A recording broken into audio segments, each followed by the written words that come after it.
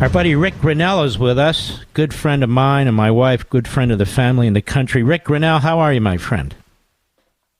Mark, thanks for having me. It's a pleasure. Ric, you saw what happened today.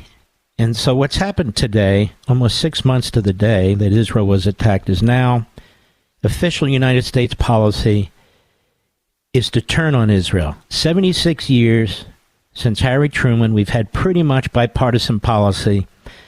And now it's over. And now we have a Secretary of State that is implying, if not specifically stating, that if Israel doesn't adhere to their demands to surrender right now, and a two-state solution and all the rest, that they're not much different than the terrorists and Hamas. This is essentially what Blinken said today. What do you make of this? Yeah, look, it's really troublesome. We all know that Joe Biden is not calling the shots here. He's stumbling off stages. He's clearly not negotiating. We've learned recently that he hasn't spoken to Putin in 2 years. He hasn't spoken to President Xi in 2 years. This is a man, Joe Biden, that is just literally a shell of the presidency, and the people around him are calling the shots. So let's talk about that. That's Anthony Blinken and Jake Sullivan, who are calling the shots. Now, both of them are not only incredibly weak, but they're also very left-wing and very academic. They don't know the real world. Jake Sullivan has literally written white papers about what to do, like an academic atmosphere, but doesn't know how to actually deal in the real world when there is real politics going on. So what I have a problem with is the sequencing here. Mark, you and I both know that what has happened 180 days ago was life-changing for anyone who supports Israel. And I put into that category the evangelical Christians of America.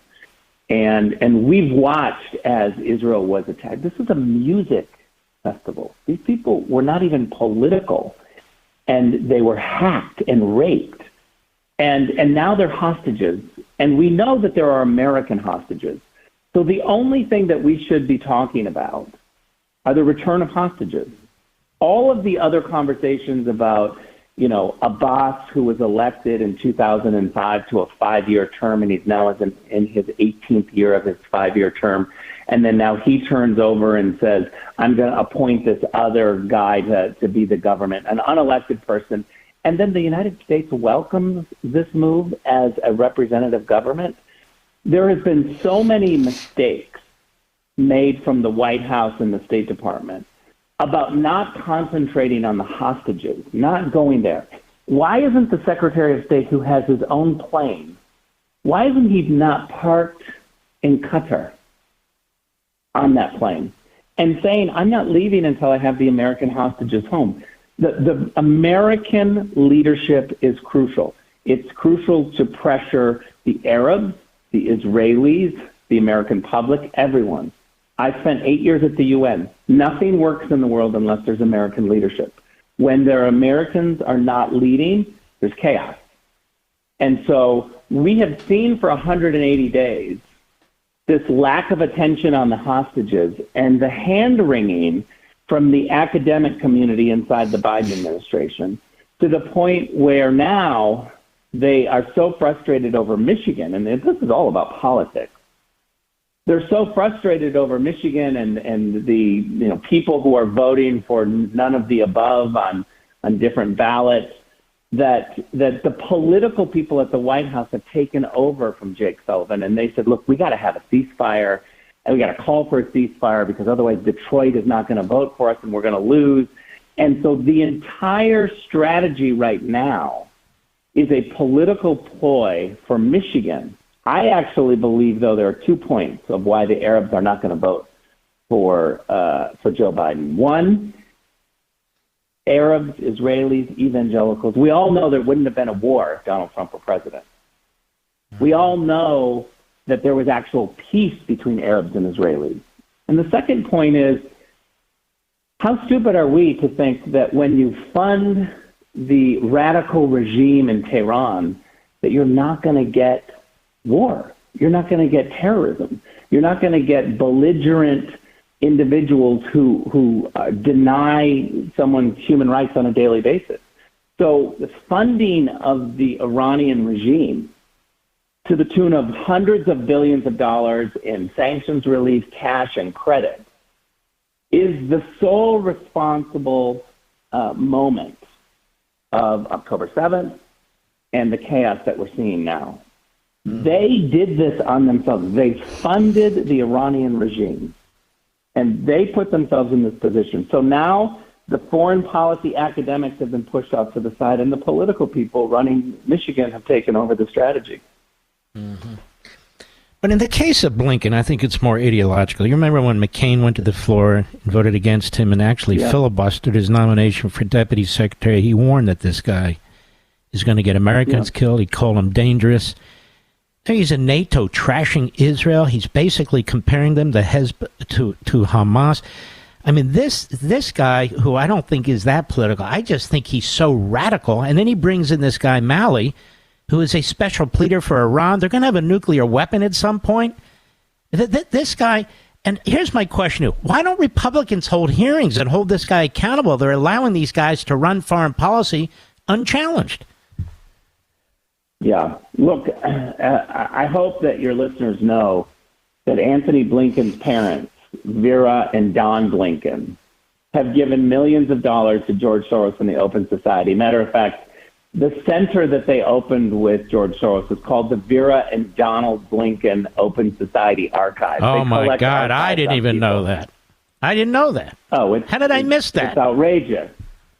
It's outrageous. And so this is, for Anthony Blinken, this is a left-wing strategy of taking over the State Department and putting his policies in place. Look, as you know, I could talk all day about the Balkans and what Anthony Blinken has done to the Conservative Party in Albania is shameful. No one pays attention to it, but he's put them under sanctions because they challenged the socialists that he loved. Tell the nation a little bit, if you would. It was a really tear-jerk moment at the Shabbat dinner at CPAC where you came, and my wife and you have become very, very close, and through her, about your mother, what your mother taught you, and what your mother said. Oh, yeah. Well, tell the country. In that moment, Mark, I had walked into Shabbat dinner, and I had just spoken to my mom, who was not doing well, physically, and really there was a moment there that we really thought we were going to lose her. She was having heart failure, and since has had multiple surgeries and is doing so much better. But at that Shabbat dinner, I was just reminded of my heritage as I was, standing there speaking about how I grew up, my Judeo-Christian values, and everything that my mother had given me. My mom has raised 4 kids to be evangelical Christians that are aggressively pro-Israel. And we understand the biblical absolutes of what it means to stand with Israel. And for my mom, it's funny because you can't really have a conversation with my mom without her talking about what God has in store for Israel. It's always part of the conversation. And for us, we just look and we say, we must pray for the peace of Israel. This is a biblical mandate for all Christians. And what's happening there concerns my mother very deeply. She's not a highly political person, but she is a prayerful person who understands that this is a spiritual battle that's happening.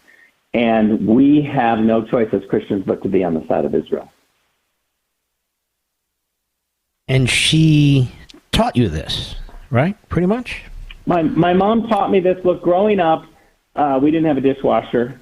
I was the dishwasher, the youngest of 4 kids. And I would stand at the sink with my mom, wash dishes, and there was a plaque above the sink that was in our faces for every night, and it said, "Pray for the peace of Israel." And my mom still has a plaque that says, "Pray for the peace of Israel" in the kitchen. Mm-hmm. And is someone who talks about what's happening in the world.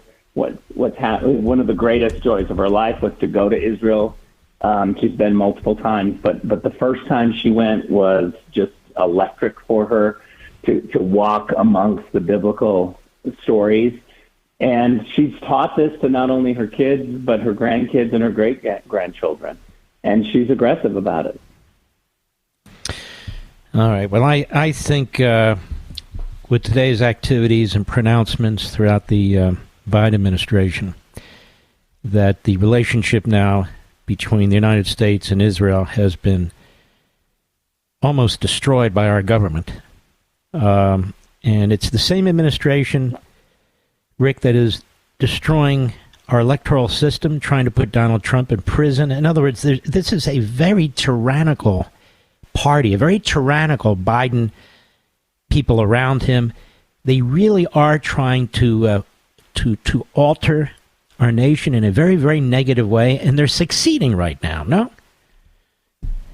Yeah, no, I do think they're succeeding. I mean, you look at, when they weren't winning at the Supreme Court, they talked about adding Supreme Court justices. When they weren't winning in the states, they were talking about adding Puerto Rico and other states so that they could have more states and get elected. Now it's clear that the game is to let as many illegal immigrants into the country as possible and then permeate them throughout the country and work with blue states and blue cities to give them the ability to register to vote. Now, remember, they already have this scheme that if you're on the voter roll, you're going to have a mail-in ballot. And so when you get on the voter roll, there can be an innocent bureaucrat who just simply says, "Oh, I didn't really check. I didn't know that the person was illegal on the voter roll." That whole strategy is gone because they just add people to the voter roll and then they turn around and send them a ballot. And then you get a ballot in the mail, and many states are saying that we don't really want you to have to sign these. We don't want a signature check. We're just going to take all of these ballots that come through. So it starts with crappy voter rolls, and it goes quickly into a whole bunch of people registered to vote that shouldn't be registered to vote, whether they're residency violators or they're dead or they're illegal, a whole bunch of reasons. But the Democrats know that flooding the market like this, overwhelming the system, is how they can have future voters. Now, we've got to go after the voter rolls, Mark. This is the fight. And Tom Fitton's group did a great job in Los Angeles, where I live. They sued. We've helped them, and they have successfully gotten more than 1 million people off the voter rolls in Los Angeles County alone. That's pretty remarkable. Los Angeles County is the largest county in America by far. If you could rig Los Angeles County, then the entire state and all the delegates go to the Democrats. But conversely, we're fighting hard. If we can clean up the voter rolls in Los Angeles County and register new conservatives in this county, you can change the entire landscape of America by Los Angeles County. And we are working hard here, and we are registering people to vote. I've got an organization called Fix California. I hope people will support it. You can go to fixcalifornia.com and see our work. But we are registering conservatives up and down California, and we're focused on LA County. And where do people go if they want to help again? And Mr. Producer, let's put it on all our social platforms. Thank you very much. It's fixcalifornia.com. Fixcalifornia.com. Rick, thanks so much. God bless you, my friend. All the best, my friend. Great to talk to you. You too. Always appreciate you.